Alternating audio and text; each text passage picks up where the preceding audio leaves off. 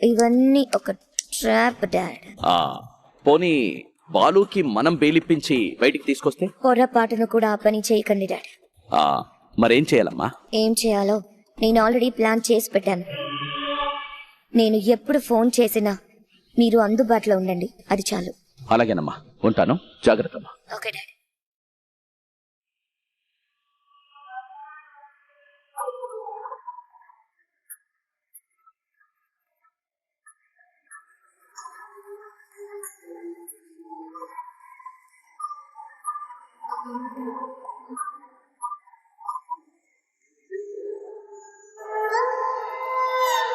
శశి,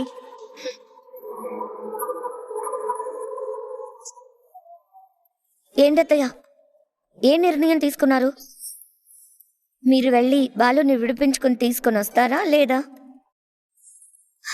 మీకు చెప్పాను కదా, మీరు కాకుండా ఇంకెవరైనా బాలుని కాపాడడానికి వీల్లేదు. మీ అంతటా మీరే వెళ్ళి కేసుని విత్డ్రా చేసుకుంటారో ఏం చేస్తారో నాకు తెలియదు. బాలు మాత్రం ఇంటికి రావాలి, లేదంటే నా ప్రాణాలు తీసుకుంటాను.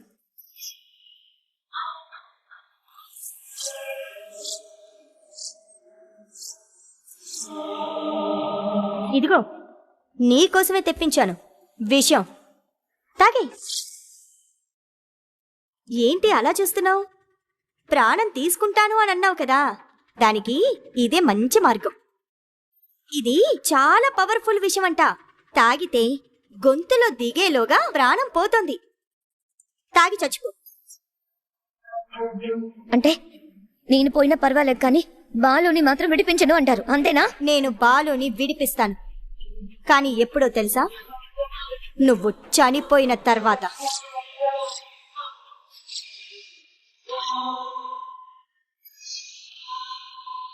వాడు చేసిన తప్పులకి పశ్చాత్తాపపడి బయటికి రావాలి. మళ్ళీ వాడి మనసు పాడవకుండా ఉండాలి అంటే నువ్వు ఉండకూడదు.